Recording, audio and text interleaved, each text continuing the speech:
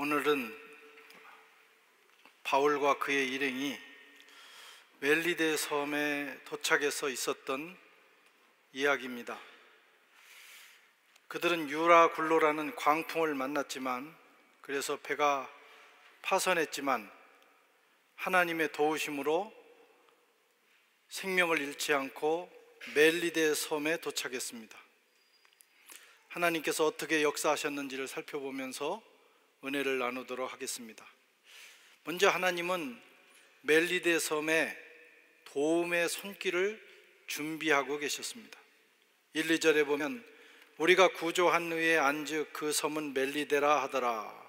비가 오고 날이 참해 원주민들이 우리에게 특별한 동정을 하여 불을 피워 우리를 다 영접하더라. 거기에 도착해서 보니까 멜리데 섬 주민들이 이 바울 일행에 대한 동정의 마음이 일어나가지고 그들을 환대했다는 이야기입니다. 이것은 우연이 아닙니다. 그들이 오히려 적대자가 돼서 바울 일행을 대할 수도 있었습니다. 그런데 마음을 열고 마치 가족처럼 그들을 받아들인 것입니다. 이것이 하나님이 준비하신 도움의 손길입니다. 구사일생으로 도착한 섬의 이름은 멜리데, 오늘날의 말타 또는 몰타라고 하는 곳입니다. 저도 여기 여러 번 방문을 했는데, 방문하기 전에는 상상 속에서만 이 멜리데 섬을 생각을 합니다. 어떤 곳일까? 그냥 외딴 어떤 섬 정도로 생각을 했어요. 근데 막상 가보니까 정말 아름다운 섬입니다. 그리고 큰 두 개의 섬이 있는데 그 섬 두 개가 유네스코 문화유산으로 등재되어 있어요. 바울 일행이 파산을 해도 정말 아름다운 섬에서 파산을 해서 거기에 도착했구나 하는 것을 보게 되었습니다. 영어권입니다. 그래서 한국 사람들이 영어 연수를 위해서 그곳에 갑니다. 한국 사람들의 교육열은 대단합니다. 어떻게 그 영어를 하는 그 국가면 보내가지고 영어를 배우게 하는 거예요. 지금도 바울의 유적이 많이 남아 있습니다. 또 그 후에 성 요한 기사단이 그곳에 정착을 했습니다. 이 성 요한 기사단 병들을 치료하기 위해서 조직된 의료 기사단입니다. 프랑스 사람들이 주를 이루었다고 하죠. 그런데 나중에 그 예루살렘이 이슬람 세력에 의해서 정복되자 이 사람들이 거기를 피해서 떠나서 오게 됩니다. 그래서 정착한 곳이 바로 이 말타라고 하는 섬이에요. 그래서 이 요한 기사단은 의료 기사단이라고 보면 좋아요. 15구, 파리 15구에 보면 말타 기사단 병원이 있더라고요. 저도 메트로 타고 가면서 자주 그곳을 보게 되는데, 신기한 것은 거기에 마크가, 그 요한 기사단을 의미하는 그 십자가 마크가 우리가 어디서 많이 본 거예요. 그게 뭐냐면 바로 위그노 십자가입니다. 이 요한 기사단이 사용했던 그 십자가를 말타 십자가라고도 하고, 이 말타 십자가가 후에 우리 개신교, 프랑스 개신교인들이 위그노 십자가로 차용을 합니다. 그래서 그 밑에다가 이제 그 성령을 상징하는 비둘기를 달고 사용하는데, 그런 또 유래도 있습니다. 여러분들 여름이나 바캉스 때 방문할 곳이 많지만 이런 성경에 기록되어 있는 지역들을 가게 되면 참 좋습니다. 그곳을 가면 첫째는 많은 영감을 얻게 돼요. 또 그곳을 한번 갔다 오면 성경이 보여요. 바울이 여기서 파산해서 어느 정도를 걸어 들어와서 어디서 사람을 만나가지고 어떻게 지냈겠구나. 바울이 와서 기거했던 동굴도 지금 있습니다. 이제 그런 장소들을 보면서 우리가 성경 속으로 현장감 있게 깊이 들어갈 수가 있어요. 바울과 그 일행은 멜리데 섬에 도착했지만, 구사일생으로 도착했지만 그들의 몸은 피로와 추위로 가득했습니다. 몸만 힘든 게 아니죠. 그들의 마음은 곤고함과 두려움으로 채워졌습니다. 몇 발자국도 걸어갈 수 없을 정도로 그들은 지쳐 있었어요.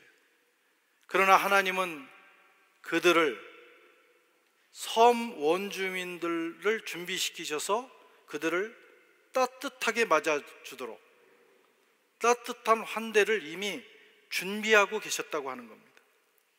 극심한 고난 속에서도 그들을 보호하시는 하나님의 은혜의 손길을 우리는 보게 됩니다. 우리 삶에도 폭풍이 있습니다. 인생이라는 건 굴곡진 거예요. 항상 좋은 날, 평안한 날만 있는 건 아닙니다. 살아가다 보면 내가 잘못해서, 또는 시절을 잘못 만나서, 또 그 시대가 그렇기 때문에 어려움을 당할 수 있어요. 하지만 하나님은 우리를 결코 가만히 그대로 내버려 두시는 분이 아니라는 거예요. 때로는 우리가 예상치 못한, 우리가 상상하지도 못했던 도움의 손길을 마련하셔서 우리를 환대하시고 우리를 위로하시고 지친 마음을 일으켜 세우시는 하나님이십니다. 시편 8편 4절에도 사람이 무엇이기에 주께서 그를 생각하시며 인자가 무엇이기에 주께서 그를 돌보시나이까. 하나님은 어떤 분이시냐? 우리를 만들어 놓으시고 우리를 늘 생각하시는 분이에요.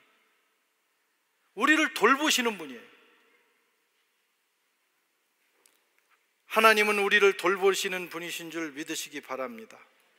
우리가 고난의 한복판에 서 있을 때도 희망을 잃지 않는 것은 바로 그 하나님이 저와 여러분들의 하나님이시기 때문입니다. 하나님은 언제나 우리를 용서하시고 우리를 돌보시고 우리를 위로하시는 하나님이십니다. 하나님은 우리가 예상치 못한 방법으로 우리를 돌보십니다. 바울 일행이 이 멜리데 섬에 떨어져서 여기서 어떻게 이렇게 환대를 받으리라고 생각을 했겠어요. 그런데 그곳에 도착했을 때 하나님은 특별히 바울을 위해서, 나머지 사람들은 사실 바울과 이 복음 전도자들에게 주어진 은혜의 부스러기 은혜를 입은 사람들이에요. 어쨌든 하나님은 그들을 위해서 이미 그곳에서 도움의 손길을 준비하고 계셨어요. 또 하나님은 시련을 기회로 만들고 계십니다. 3절에 보면 바울이 나무 한 묶음을 거두어 불에 넣으니 뜨거움으로 말미암아 독사가 나와 그의 손을 물고 있는지라.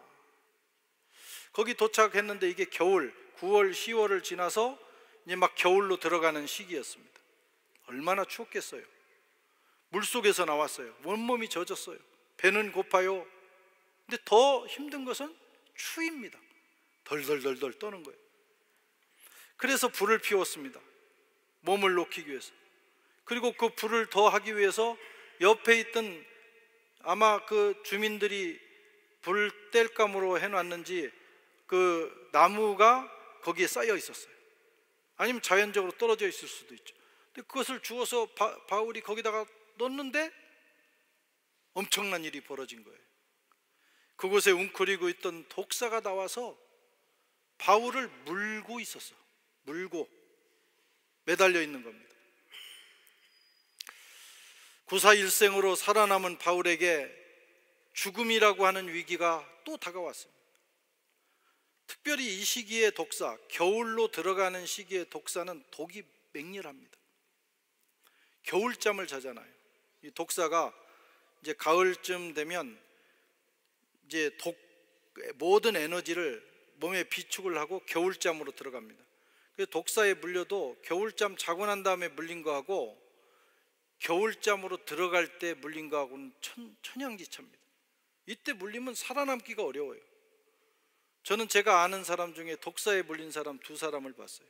우리 사촌, 육촌 형님이 지금은 이제 연로하셔서 돌아가셨는데, 이분이 우리 선산에서 나무를 하다가 제가 어렸을 때 온 동네가 발칵 뒤집혔어요. 그분이 독사에 물린 거예요. 꼭 이렇게 나무를 해서 이렇게 해놨는데, 그 나무를 지게에 실으려고 들었다가 가을에 그 속에 숨어있던 독사가 와서 물어버린 거예요. 이분도 정말 하나님의 특별한 은혜로 살았어요. 그 후에 원래 불신자들이, 우리 일가 친척이, 우리 집 말고는 다 불신자들이었는데, 하여튼 뭐 이런 계기였는지 모르지만 하나님이 그 생명을 살려주셔서 모두 다 예수를 믿고 권사 장로로 살다가 주님 품으로 갔습니다. 하여튼 그런 일이 있었고, 제가 아는 선배 목사님도 수양관에서 일하다가 가을에 독사에 물렸어요. 식사를 하면서 보여주는데 보니까 팔이 고압 전류에 그 감전된 것처럼 시커멓게 타 있었어요. 야, 나는 독사가 물리면 여기만 아픈 줄 알았는데 온몸이 타들어가는 거예요. 그게 이제 심장까지 가면 죽는 거예요, 그 독이 퍼지면. 그래도 거기는 그 딸과 사위가 의사여서 응급실로 빨리 가서 응급처치를 해가지고 생명을 구했습니다. 독사는 굉장히 무서운 것이다. 우리가 그냥 글로 읽는 거하고 독사에 물린 사람을 보면 이게 얼마나 응급한 일인가를 알게 됩니다. 바울이 지금 그런 상황이에요. 독을 가득 품은 그 상태, 겨울잠으로 들어가기 전에 그 상태에 독사가 이렇게 물고 있는 거예요. 그때 더 기가 막힌 것은, 지금 바울을 따뜻하게 환대하던 사람들이 갑자기 그들에게 선입견이 개입된 것입니다. 생각이 바뀌기 시작했어요. 그들이 처음 이 사람들을 환대한 것은 그 풍랑 속에서 살아남은 걸 보니까 이 사람들이 죄수의 몸으로 오고 있지만 이 사람들은 양심범들이다, 그런 거예요. 이 사람들은 의로운 사람들이다. 그래서 환대를 했는데 갑자기 독사가 나와서 무는 걸 보니까 이렇게 구사일생으로 살아났어도 이 사람들이 살인자거나 진짜 나쁜 사람들이기 때문에 하늘이 천벌을 내린 거다, 이렇게 생각이 바뀐 거예요. 이 사람의 생각이 한순간에 이렇게 뒤집어집니다. 그래서 남들이 와 이렇게 한다고 너무 거기에 좋아할 것도 없고, 또 나쁘게 생각한다고 너무 그것 때문에 낙심할 것도 없어요. 사람 생각이란 이렇게 바뀌고 저렇게 바뀝니다. 희망이 절망으로 바뀌는 순간, 환대가 저주로 바뀌는 순간입니다. 인생이란 이런 거예요. 절망과 희망과 절망과 또 하나의 희망이 어우러지면서 진행되는 것이 우리의 인생입니다. 그러므로 우리는 어떤 순간에도 절망하지 말아야 합니다. 지금은 아무리 힘들어도 그 힘든 것이 영원히 계속되는 건 아니에요. 잠시 후에 하나님께서 우리에게 또 하나의 희망의 세상을 열어주실 수 있어요. 그리고 어려움이 오고 마음의 절망이 올 때는 이렇게 생각해야 됩니다. 하나님이 지금부터 뭔가를 하시겠구나. 우리가 힘들고 절망이 찾아오는 그 때는 하나님께서 일하실 때이기 때문입니다. 바울이 아무 일 없다는 듯이 독사를 털어서 불 속에 집어넣었어요. 이 바울도 대단한 분입니다. 독사가 물었는데 그냥 털어서 집어넣었대요. 그리고 바울은 멀쩡했습니다. 바울이 뱀의 맹독을 이겼습니다. 사람들의 생각이 또 바뀌는 거예요. 이야, 이 사람은 금방 막 죽일 놈 했다가 금방 독사 털어넣으니까 이 사람은 하늘로부터 온 이 신과 같은 사람, 신적인 사람이다, 이렇게까지 생각하는 거예요. 그리고 놀라운 의미가 있습니다.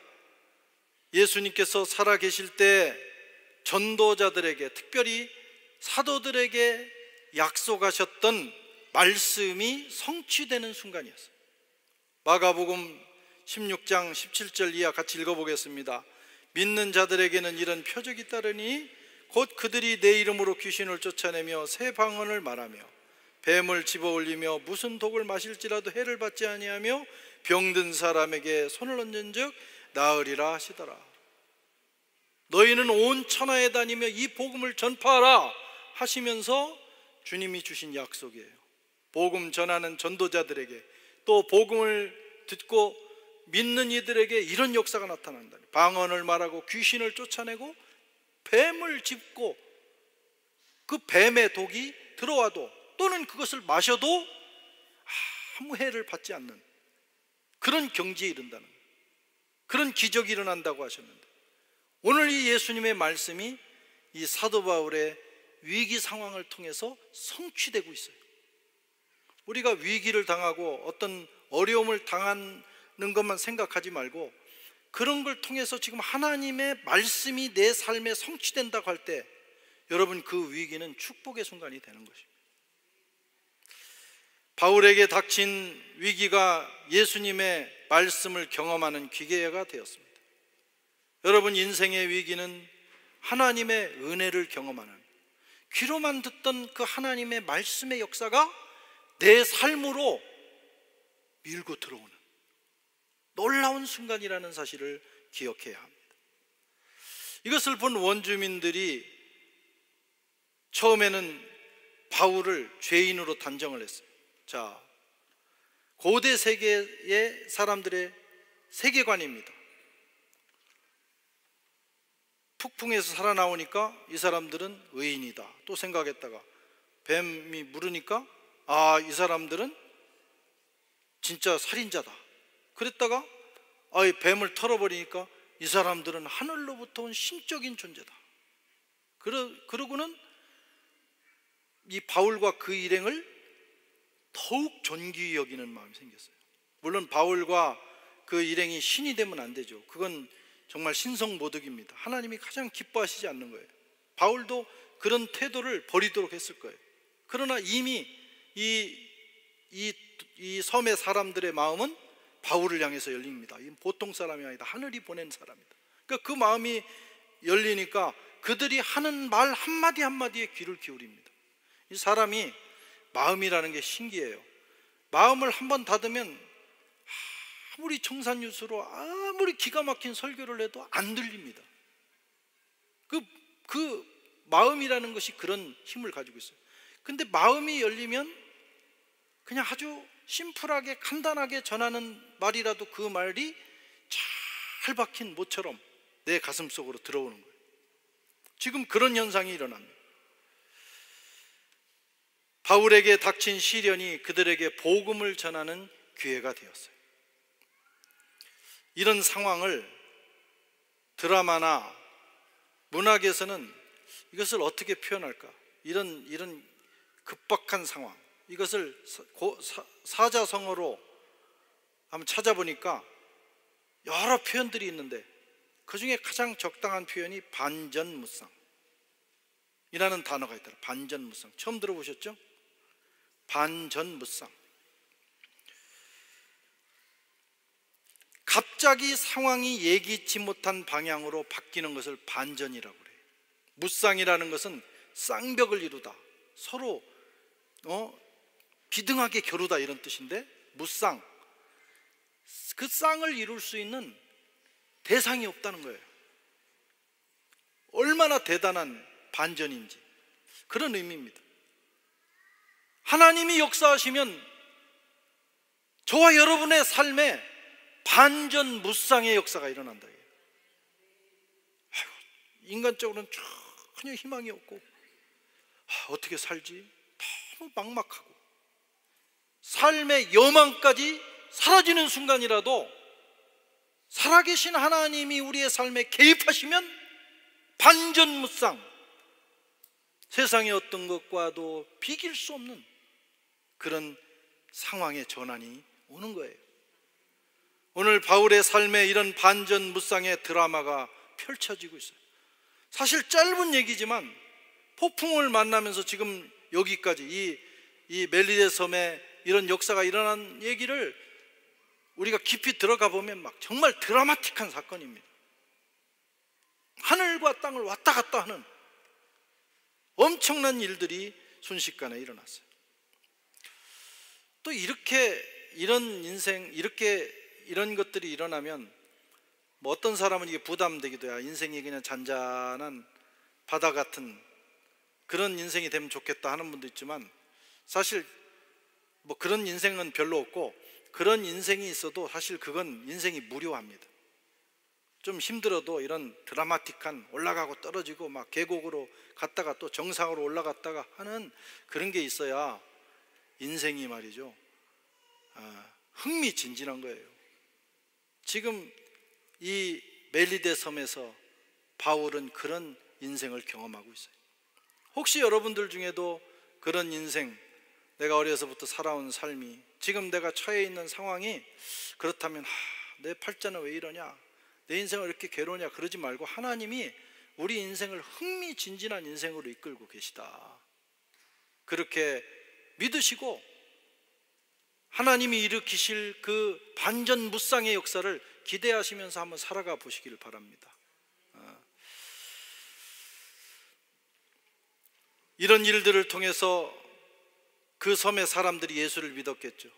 더 놀라운 것은 그 섬의 수장이었던 보블리오라고 하는 사람, 그 섬에서 가장 높은 사람 보블리오가 예수를 믿은 거예요. 8절에서 10절 같이 읽어보겠습니다. 보블리오에 붙인 열병과 이질에 걸려 누워 있거늘 바울이 들어가서 기도하고 그에게 안수하여 낫게 하며, 이러므로 섬 가운데 다른 병든 사람들이 와서 고침을 받고 후한 예로 우리를 대접하고 떠날 때 우리 쓸 것을 배에 실었더라. 이런 상황을 목격하고도 예수를 안 믿고 복음을 받아들이지 않는다, 진짜 양심의 화인을 맞았거나 이 마음을 철벽으로 두른 사람들입니다. 예수님, 이런 사건을 보고도 마음이 안 열리면 사실 예수 믿을 가능성이 별로 없는 사람들. 이 섬의 사람들이 마음을 열고 복음을 받아들였습니다. 특별히 보블리오라고 하는 이 섬의 가장 높은 사람이 받아들였어요.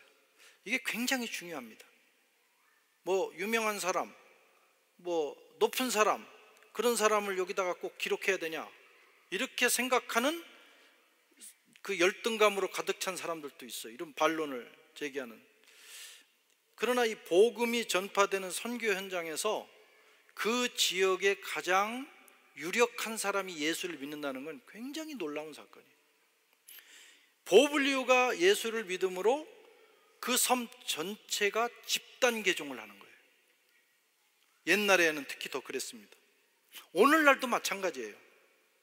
우리는 이 서양에 살면서 서구 문명에 익숙합니다. 여기 개인주의가 가득한 곳에 우리는 살아서 요즘 뭘 먹어도 더치페이를 하고 이런 게 일상화되어 있잖아요. 그러니까 예수를 믿어도 개인이 듣고 개인이 받아들이는, 그렇게 생각을 합니다. 그러나 이 고대 사회뿐만 아니라 오늘날도 뭐 이슬람도 주로 um마라고 하는 공동체 중심으로 이루어져 있어요. 그 삶 자체가 공동체입니다. 또 이 서구 사회를 제외한 제3세계는 대부분 공동체 문화예요. 우리가 아프리카에 가도 마찬가지입니다. 지금도 추장이 있고 그 추장의 말 한마디가 생사 여탈권을 가지고 있을 정도로. 그러니까 추장이 뭘 하느냐가 중요해요. 우리가 사성드라라고 하는 곳에 가서 우리가 몇 번 단기 선교를 했는데, 거기 가면 꼭 하는 것 중에 하나가 저하고 그 백 목사님하고 추장을 만나러 가요. 이번에도 만났고 늘 갈 때마다 만나서 우리 그 홍삼, 이분들도 홍삼이 좋다는 걸 알아요. 홍삼을 가져다가 그분한테 주고 이제 얘기도 나누고 이렇게 돌아옵니다. 근데 이분이 하여튼 어떤 계기로 예수를 믿은 거예요. 이분이 예수를 믿으니까 그 일대, 그 추장의 영향력에 아래 있는 사람들은 자연스럽게 교회로 나와. 그래서 그 사성드라라고 하는 곳이 많은 사람들이 교회로 나오고 거기에 학교가 세워지고, 학교가 세워지니까 그 옆에 호텔이 들어오고 도시가 점점 커졌어요. 이게 복음의 역사예요.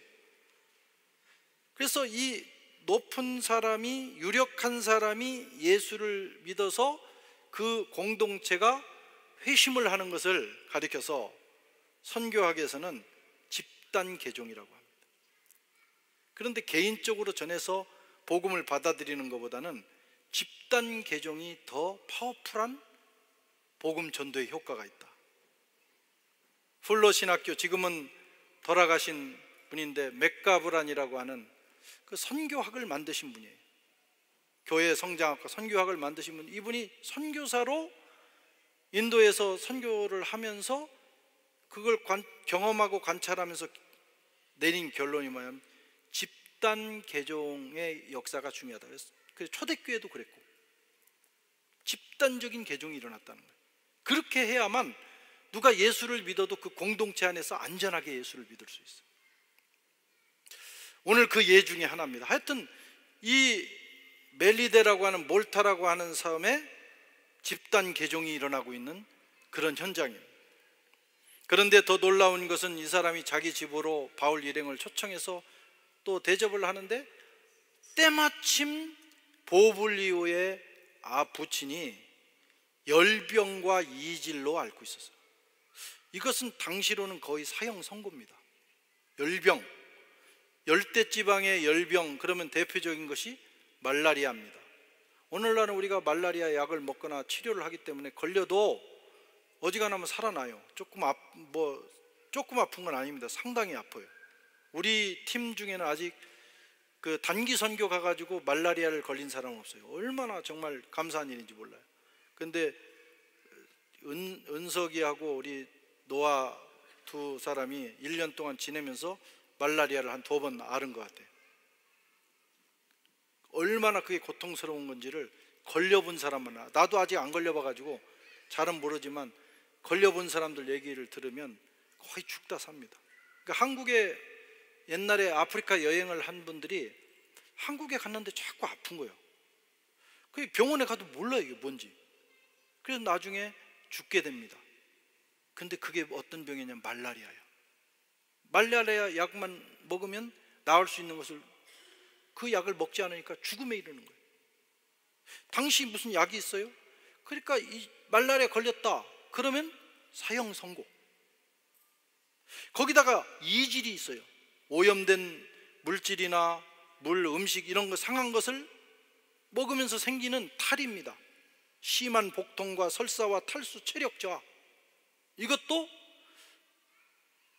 사형 선고와 같은 거예요. 우리 어릴 때 뭐 콜레라, 그 다음에 그런 열병들 막 설사, 복통 그런 게 있었어요.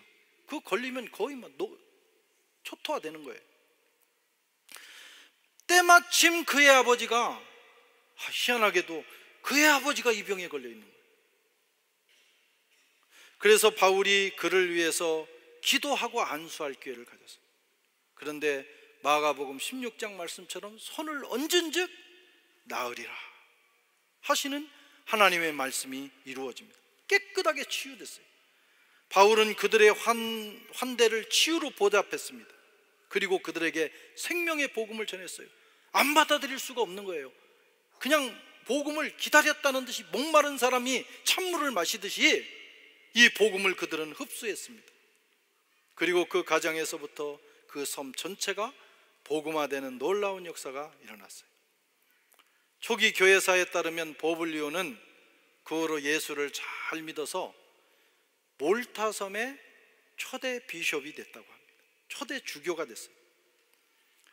후에 네로 황제가 박해를 할 때 신앙을 끝까지 지키다가 하나님 앞에 순교자로 그는 그의 삶을 마감하게 됐습니다. 사랑하는 여러분, 우리도 살노라면 지금 바울이 폭풍과 또 멜리데 섬에서 경험했던 이런 인생을 경험할 때가 있습니다. 크고 작은, 어떤 사람은 좀 적은 이런 일들이 오는가 하면 어떤 사람은 정말 삶의 여명을 그런 잃어버릴 정도로 그것이 하나 보이지 않을 정도로 너무나 캄캄한, 앞으로 어떻게 살아가지? 그런 상황도 만날 수 있어요. 그러나 절망하지 말아야 합니다. 왜? 하나님이 계시기 때문에. 다음 스텝에는 하나님이 우리를 위로하고 우리를 환대하기 위해서 그 누군가를 준비하고 계시기 때문에 그 하나님을 의지해야 합니다.